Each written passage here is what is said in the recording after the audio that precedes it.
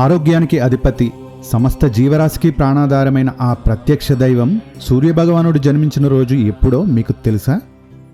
7 గుర్రాల రథంపై ఉత్తర దిశగా ప్రయాణాన్ని మొదలుపెట్టి ప్రకృతిని వసంతకాలం వైపు నడిపించే ఆ మహాపర్వదినమే రథసప్తమి.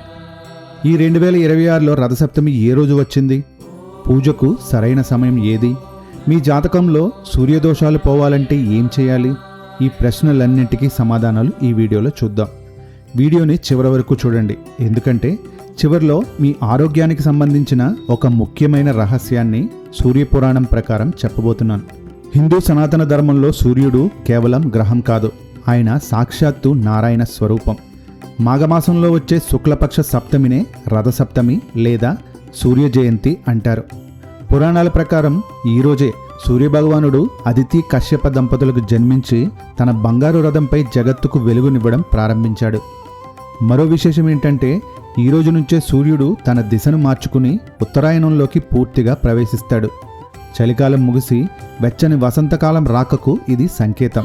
అందుకే రైతులకు, ప్రకృతి ప్రేమికులకు ఇది ఎంతో ముఖ్యమైన రోజు. ఇక ఈ ఏడాది 2026 రథసప్తమి ఎప్పుడు అన్న వివరాల్లోకి వెళ్తే, పంచాంగం ప్రకారం 2026లో మాఘశుక్ల సప్తమి తిథి జనవరి 25న ఆదివారం రోజున వచ్చింది.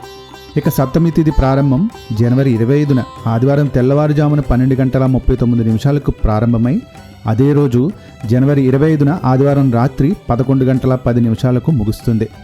ఇక పవిత్ర స్నానం చేయడానికి సమయం తెల్లవారుజామున 5:26 నుండి ఉదయం 7:13 వరకు మంచిది. ఇక సూర్యోదయ సమయం సుమారు ఉదయం 7:13. గుర్తుంచుకోండి, ఈ రథసప్తమి ఆదివారం రావడం అత్యంత విశేషం. సూర్యుడికి ఇష్టమైన వారంలోనే ఆయన పుట్టినరోజు రావడం వల్ల పూజాఫలం 1000 రెట్లు ఎక్కువగా ఉంటుందని పండితులు చెబుతున్నారు.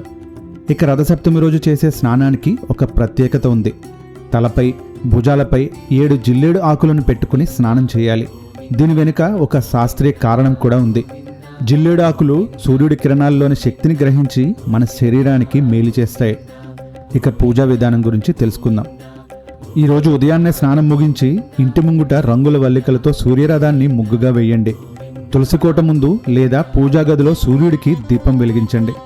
ఈరోజు విశేషంగా ఆవు పాలతో పరమాన్నం వండాలి. పొయ్యిపైన పాలు పొంగి పొర్లేలా చూడాలి. అది ఐశ్వర్యానికి సంకేతం. ఈ పరమాన్నాన్ని చిక్కుడు ఆకులతో ఉంచి సూర్యభగవానుడికి నైవేద్యంగా సమర్పించాలి. చిక్కుడు ఆకులను సూర్యరథం ఆకారంలో పేర్చి పూజించడం మన సాంప్రదాయం. ఇక పూజా సమయంలో ఆదిత్య హృదయం పఠించడం లేదా ఓం సూర్యాయ నమః అనే మంత్రాన్ని 108 సార్లు జపించడం వల్ల కంటి సమస్యలు, చర్మ వ్యాధులు తొలగిపోతాయి.